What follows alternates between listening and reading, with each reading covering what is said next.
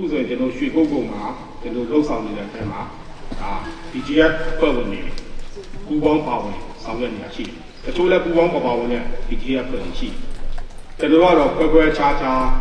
လုပ်ပြရမှာဖြစ်တယ်ဒီ online လိမ်လည်မှုကိုနိုင်ငံတကာမုန်းမှာလို့ပြောတယ်ခဏတို့မုန်းတာတဲ့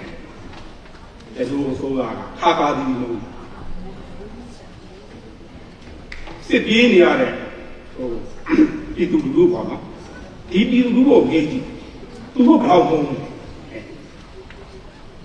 အဲ့တော့ကျွန်တော်ပြောလို့ပါဒီဟာတွေကိုကျွန်တော်တို့အနေနဲ့တိုက်ချက်နေဖြစ်တယ်ခုနကပြောတိတိဖြစ်စေမတိတိဖြစ်စေအတက်လို့ပေါ့နော်ဒီအရှင်းနောက်ဒေသမှာလည်းတိတိဖြစ်စေမတိတိဖြစ်စေ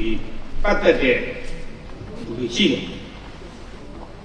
တယ်တို့အစိုးရအဖွဲ့အစည်းတွေမှာရှိတယ်ဒီတိုင်းဒေသကြီးပြည်နယ်အစိုးရအဖွဲ့အစည်းမှာရှိတယ်တို့အရေးယူတော်ကြီးကြီးမားမားကိုအရေးယူရတာရှိတယ်လိုပဲတို့အိမ်နာချင်းနိုင်ငံတွေမှာလည်းသူတို့တကယ်တောက်ပြန်နေတယ်တောက်ပြန်နေဖြစ်တယ်အရေးယူရတာရှိတယ်အားပြုလို့အဲ့လိုဖြစ်တယ်ဆိုတော့ဒါ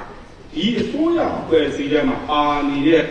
သူတွေကိုယ်တိုင်ကကိုယ်ပဲသူတို့ပေါ်တော့ဒီ online တွေလည်းလုပ်နေတာတတိကြ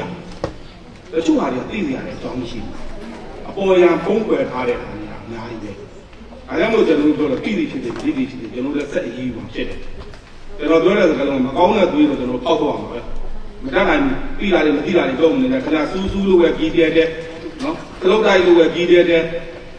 အဲ့ဒါကိုဝေလို့ပဲကြီးတဲ့တဲ့ဤဆိုတော့ပေါက်တော့မှာပဲပေါက်မထုံးမှာမရဘူး